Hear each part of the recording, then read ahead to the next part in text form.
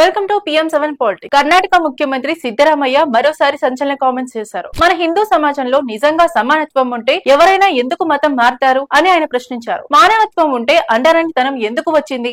ఆ వ్యవస్థను మనమే సృష్టించామా అని సీఎం ఎత్తి చూపారు. సిద్ధరామయ్య వ్యాఖ్యల్లో మరో కీలకాంశం ఏంటంటే ఇస్లాం, క్రైస్తవ మతాలలో కూడా అసమానతలు ఉండవచ్చు, కానీ కాంగ్రెస్ లేదా బీజేపీ ఎవరిని మతం మారమని ఒత్తిడి చేయలేదని, ప్రజలు స్వచ్ఛందంగా మతం మారుతారు, అది వారి హక్కు అని ఆయన స్పష్టం చేశారు. కుల సర్వే గురించి జరుగుతున్న చర్చల్లో భాగంగా ఈ వ్యాఖ్యలు చేశారు.